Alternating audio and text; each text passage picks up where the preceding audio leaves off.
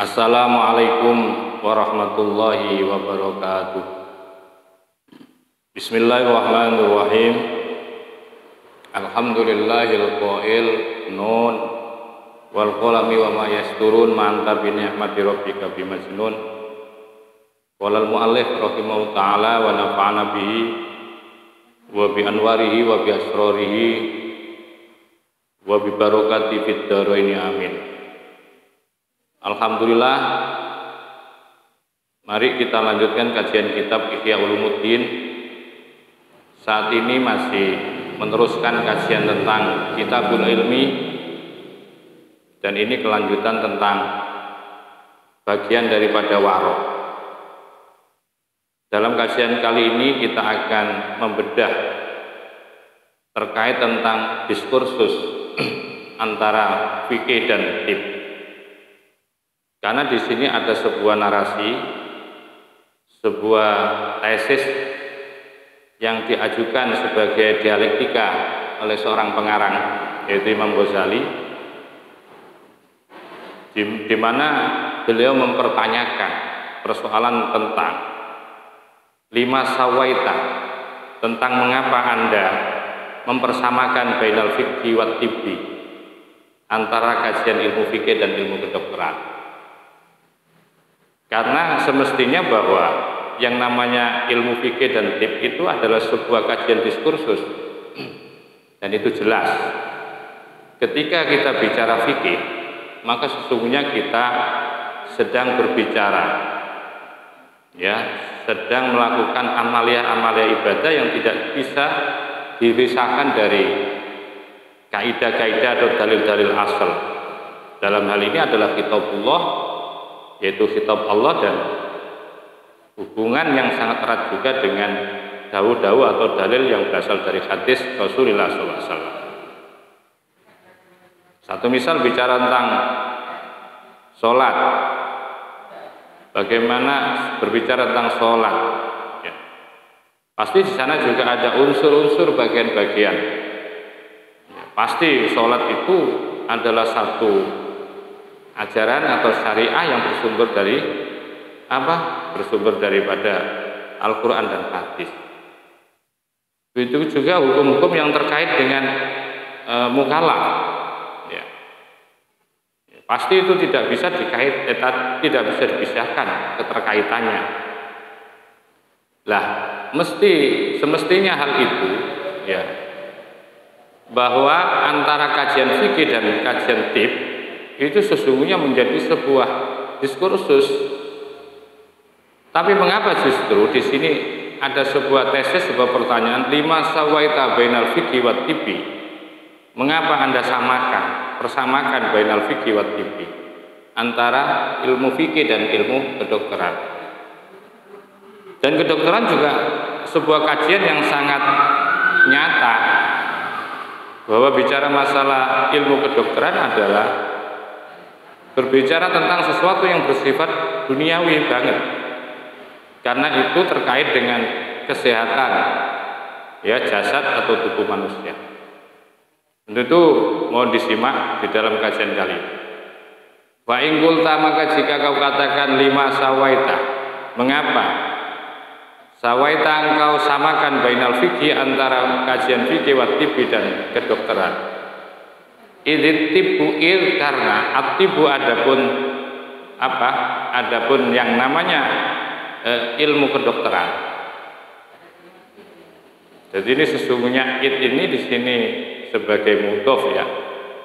Ya, atibu sekalipun itu susunannya adalah mubtada, tapi dia fi mahalnya adalah mudhof ilaih.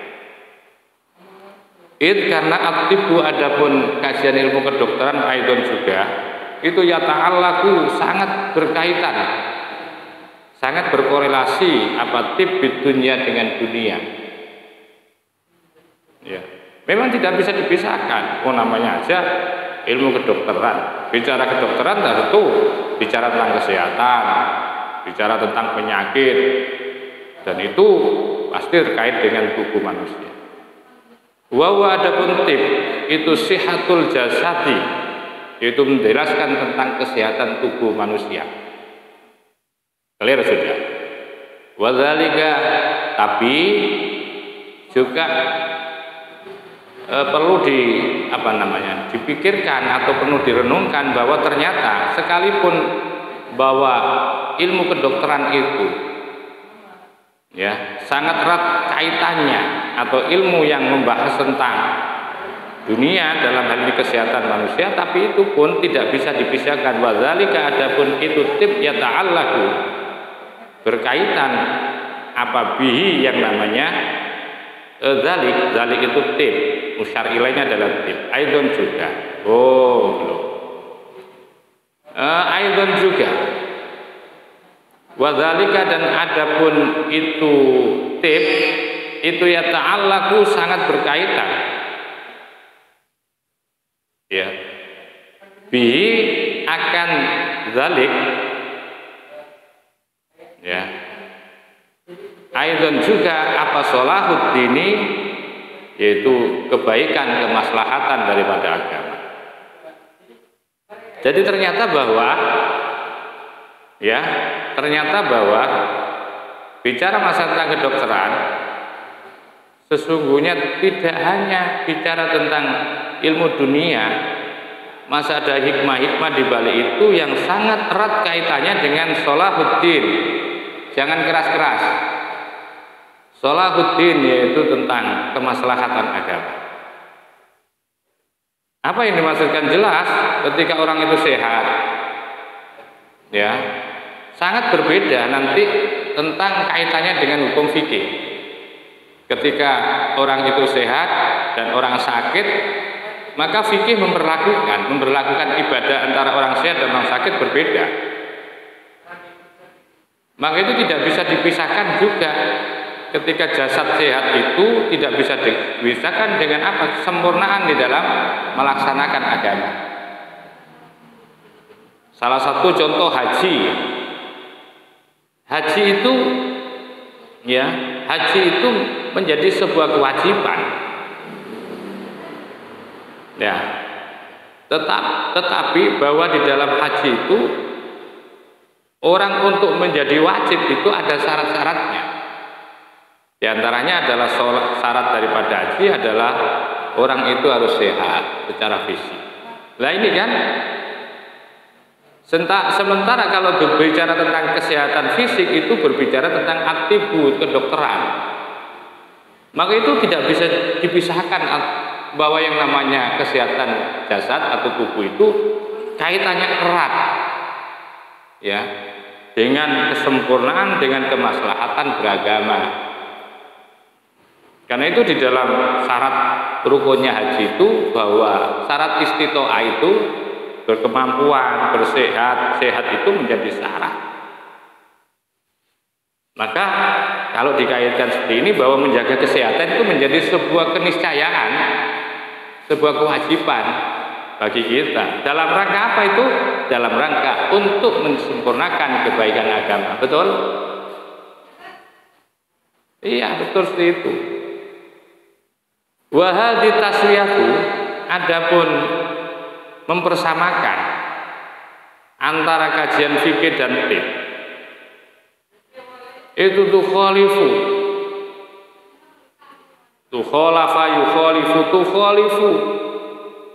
bertentangan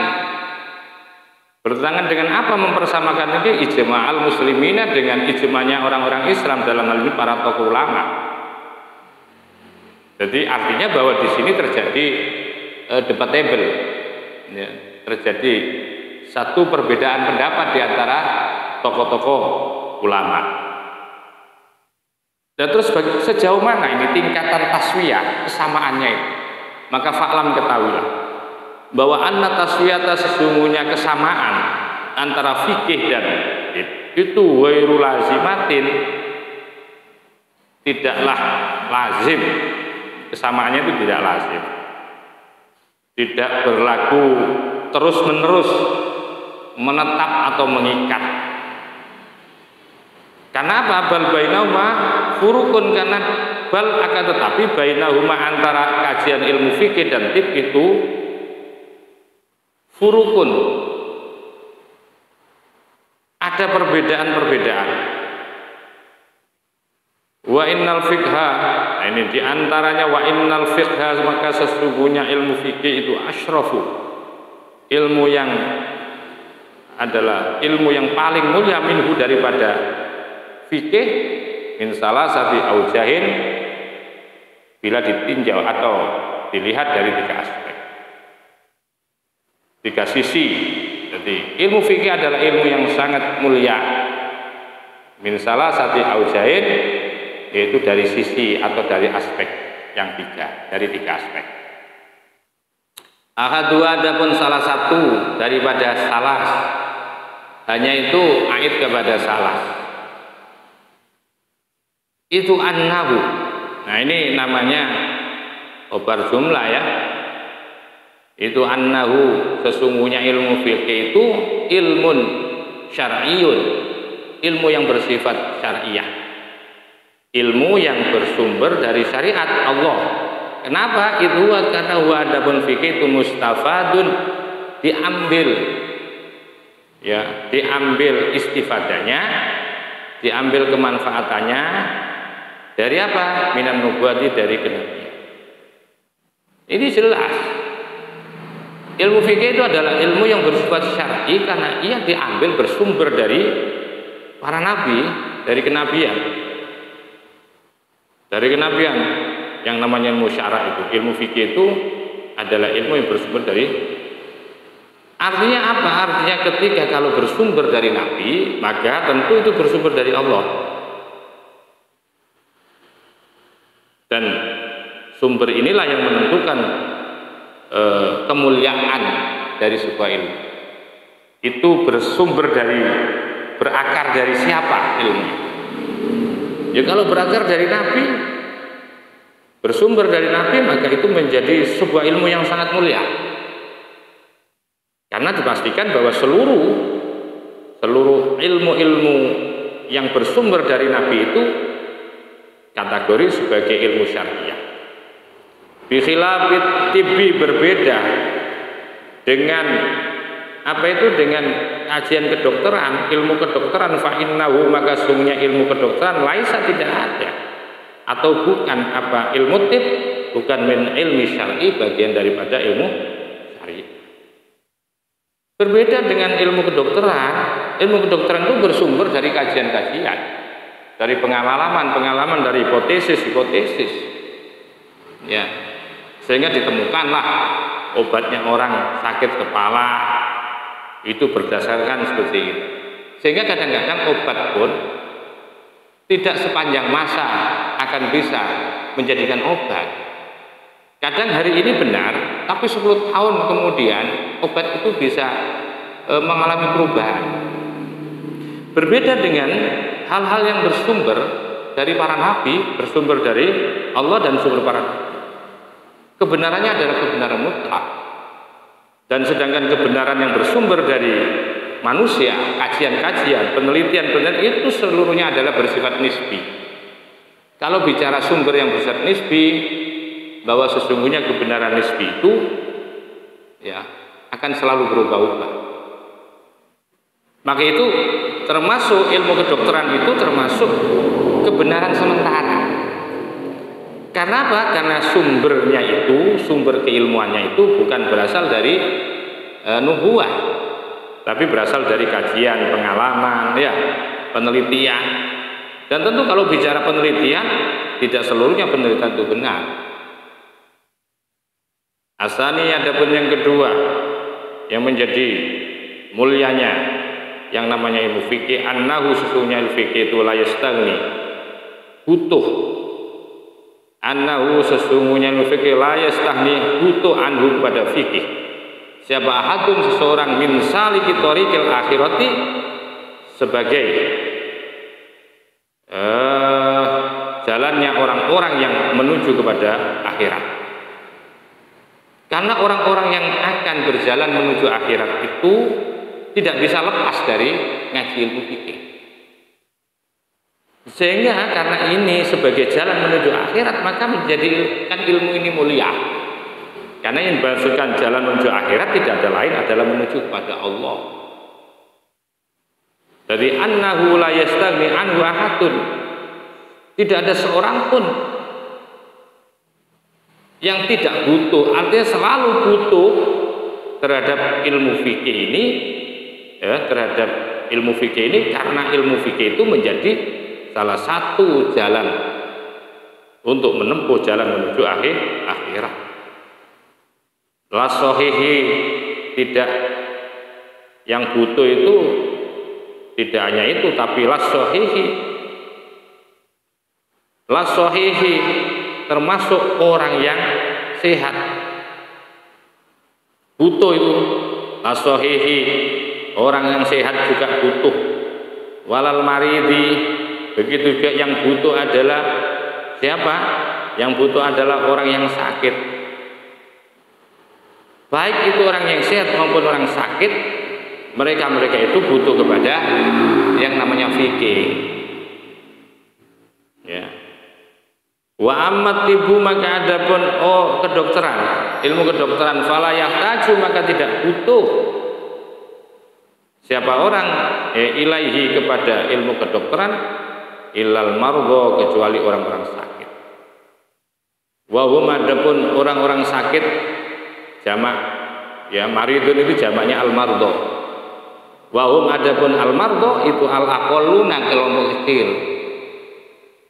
Nah, sedangkan ilmu kedokteran itu adalah ilmu yang hanya dibutuhkan bagi orang yang sakit, dan orang yang sakit kan tidak seluruhnya, sedikit aja. Berbeda dengan fikih, mau orang sakit, mau orang sehat, mau orang yang mau menempuh menuju ke akhirat, itu mereka itu butuh dengan ilmu fikih, tidak bisa dipisahkan dari ilmu fikih. Sedangkan ilmu kedokteran itu hanya bermanfaat untuk orang yang sakit. Wasalisu, adapun yang ketiga, salah satu, ya, keistimewaan kemuliaan ilmu fikih itu bahwa anna ilmal fikih, sesungguhnya ilmu fikih itu mujawirun, berdekatan dengan apa itu? Lain mitorikil akhirati, terhadap pengetahuan jalan menuju akhirat. Li'annahu, karena sunya fikih itu nadrun, menganalisa. Karena ilmu fikih itu adalah ilmu yang mempelajari, yang menganalisa fi a'malil jawarihi, terhadap amalia anggota-anggota tubuh manusia. Itu ilmu fikih, gerakan sholat, puasa, haji, ya. Nah, mengetahui ilmu fikih itu karena ilmu fikih itu sangat dekat, ya, mujawir namanya, mujawir, bersentuhan atau bertetangga atau berdekatan dengan ilmu jalan menuju akhirat. Kenapa? Karena di dalam ilmu fikih itu nadrun, mengkaji, mendalami, ya, meneliti terhadap amalia yang bersifat yaitu badani. Sedangkan wa masdaru a'malil jawarihi, dan adapun sumber amalia badan ini, wa mansya'u, dan adapun yang menjadi mansya itu tempat munculnya amalia badan itu sifatul qulubi, merupakan sifatnya hati. Jadi orang sholat itu merupakan sifat, ya, bersihnya hati. Orang berbicara tidak bohong, orang berbicara dengan jujur, ya, itu merupakan salah satu penampilan sifat-sifat yang ada di dalam hati. Kebaikan, keburukan itu sumbernya ada di dalam hati. Nah, amal jawarih itu yang ngaji itu ilmu fikih. Ya, ilmu fikih namanya, yang mengkaji ilmu jawarih, ilmunya badan, ilmu yang muncul itu, yang tampak dengan kasat mata itu. Tapi perlu Anda ketahui bahwa seluruh dari amal perbuatan yang tampak itu sumbernya adalah hati.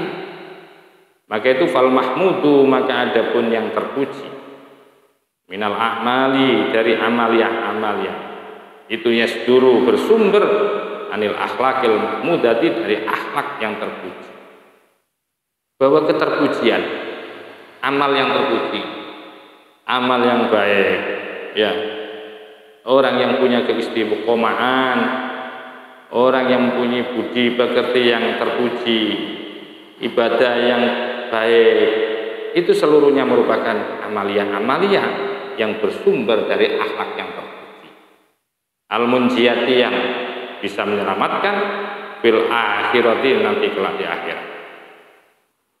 Jadi bicara orang itu beramal, beribadah yang tampak itu, jadi ibadah Anda yang tampak hari ini, Anda berbuat baik kepada orang, Anda berakhlak baik dengan orang, Anda melakukan ibadah-ibadah yang dohir sifatnya, ya, yang merupakan kewajiban kepada Allah, kewajiban kita beribadah kepada Allah, yang tampil itu seluruhnya adalah sumber daripada akhlak yang terpuji.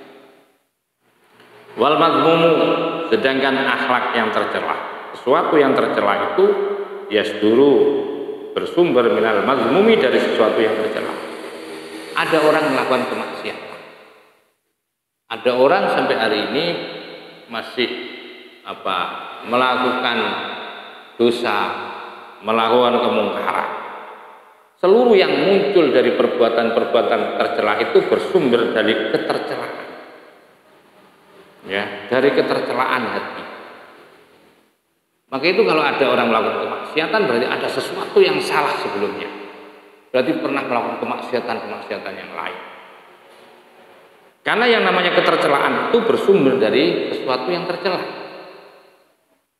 Jadi kalau ada orang katanya ahli wirid, katanya orang itu ahli ibadah, kok juga masih melakukan kemaksiatan, kok distorsi akhlaknya, distorsi di dalam melaksanakan tugasnya, berarti itu ada kemaksiatan lain yang sedang hari ini berlangsung.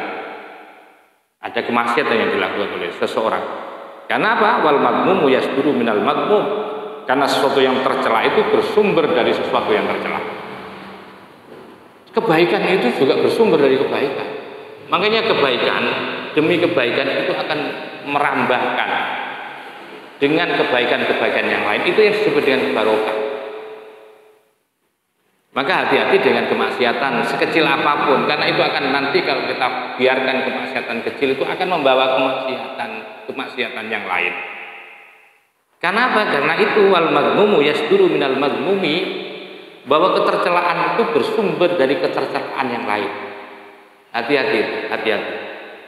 Walaisa yakfa, maka tiada ragu, tidak samar lagi, sudah jelas ittisolul jawari, keterkaitan hubungan, yaitu anggota tubuh ini bil qalbi, dengan hati, tidak bisa dipisahkan, ya, tidak bisa dipisahkan. Karena sumber perbuatan ibadah zahir itu bersumber dari hati, maka itu wala laisa yakfa ittisolul jawari bil qalbi. Walaisa yakfa, dan tiada yakfa samar, artinya sudah jelas kesimpulannya bahwa walaisa, dan tidak ada, ya, sesuatu walaisa, tidak ada yakfa, yaitu ragu, samar, ittisolul jawarih bil qalbi, keterkaitan hubungan antara ibadah badaniyah dengan ibadah qalbi itu sudah tidak samar lagi, artinya sudah jelas hubungannya sangat erat. Wa masihatu, sedangkan kesehatan, wal maradu, dan sakit, faman sya'uha, maka adapun sumber daripada sehat dan sakit, sifatun fil mazaji, adanya sifat-sifat fil mazaji, di dalam campurnya darah, terkontaminasinya hati ini dengan darah-darah kotor. Maka hati ini perlu dijaga biar tidak gampang sakit gara-gara adanya virus yang melalui darah nanti, karena yang mensirkulasi darah itu adalah hati. Kalau hatinya kotor nanti, maka itu yang membuat sakit. Jadi yang membuat sehat dan sakitnya seseorang itu munculnya dari apa? Dari sifatun fil mazaj. Jadi sifat-sifat hati yang nanti tercampuri oleh virus-virus, wal ikhlati, dan maksudnya tercampuri darah itu. Wadzalika adapun itu al-marad. Sakit itu min ausofil badani, termasuk bagian daripada ciri-ciri badan atau sifat-sifat badannya manusia. Ciri-ciri sifat badan itu ya sakit. Lamin ausofil qalbi, bukan dari apa ciri-ciri atau dari sifat daripada hati. Jadi bicara tentang sehat tubuh, sehat badan, itu berbicara tentang apa? Berbicara tentang sifat-sifat badan itu sendiri. Ya, bicara tentang badan itu sendiri, bukan bicara tentang sifatnya hati. Ya, nanti akan kita bicara tentang sifatnya hati. Famah ma'udhifa, maka itu kalau kita perbandingkan kalau kita perbandingkan sekarang, mana yang lebih urgent untuk diprioritaskan oleh kita di dalam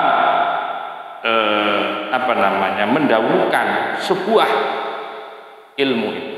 Fama ma'udhifa, maka apabila dibandingkan al-fiqhu, kajian ilmu fikih ila tibbi, dibandingkan kepada ilmu kedokteran, zuhara, maka sudah jelas tampak syarfuhu, kemuliaannya ilmu fikih. Ya. Kenapa kok lebih mulia ilmu fikih? Ya tadi sudah jelas sudah. Kajian di atas tadi kan sudah jelas. Pertama, bahwa ilmu fikih itu lebih mulia dari ilmu kedokteran, bahwa ilmu fikih itu ilmu syar'i yang bersumber dari kitabullah, bersumber dari dari kenabian. Yang kedua, bahwa yang namanya ilmu fikih itu adalah ilmu yang dibutuhkan oleh orang-orang yang akan menempuh perjalanan menuju akhirat. Yang ketiga, bahwa ilmu fikih itu sekaligus ilmu yang memberikan pengetahuan tentang bagaimana cara yang benar untuk menuju akhirat. Cara yang benar apa? Ya tentu melalui amal jawarih, ya, atau apa? Amalia badan, yang mana amalia badan itu bersumber dari hati yang terpuji. Sehingga itu menjadi mulianya ilmu fikih, yaitu. Jadi makanya fama ma'udhifa, maka ketika udhifa dibandingkan al-fiqhu ilmu fikih ila tibbi, dibandingkan ilmu kedokteran, zahar, maka akan jelas syarfu, kemuliaan ilmu fikih. Sebaliknya juga wa idza udhifa, dan apabila udhifa dibandingkan ilmu thoriqil akhirati, ilmunya tentang jalan menuju akhirat, dibandingkan ilal fikhi dengan ilmu fikih, dua maka akan tampak aidon juga syarfu ilmi thoriqati thoriqil akhirati, yaitu akan kemuliaan ilmu ngelmuni, mengetahui tentang jalan ke akhir. Berarti apa itu? Berarti ilmu yang paling tinggi adalah ilmu thoriqah, ilmu yang mengajarkan kita untuk jalan menuju ke akhirat. Nah, jalan ke akhirat pun tidaklah mulus kalau tanpa ilmu fikih. Jadi nanti itu ujung-ujungnya bahwa tidak bisa terpisahkan antara ilmu fikih dengan ilmu thoriqah. Ini luar biasanya Imam Ghazali mau menyimpulkan kajiannya ini luar biasa. Dan kitab Ihya Ulumuddin itu adalah sebuah karya yang sangat monumental, di mana beliau mampu mengawinkan sisi yang berbeda, ya, mampu mengkombinasikan, mampu mengawinkan antara kutub fikih dengan kutub thoriqah, ya, mampu mengawinkan itu, dan itu lahir dari pemikiran Imam Ghazali, dan lahirlah yang disebut dengan kitab Ihya Ulumuddin yang hari ini kita kaji. Itu lahir dari situ. Luar biasa Imam Ghazali. Nah, ini kajian diantaranya pada sore hari ini, ya, kajian tentang tentang ilmu yang paling utama, gitu, masuk ya perbandingan antara ilmu fisik, ilmu fikih, dan kemudian ilmu thoriqah. Terus tesis yang kedua, fa'in kulta, maka jika engkau katakan, fa'in kulta, maka jika kulta berkata siapa engkau, fasilli li, fasili maka perincilah, artinya jelaskan lali kepadaku secara rinci ilma thoriqil akhirati, akan ilmu jalan menuju akhirat, tafsilan secara detail.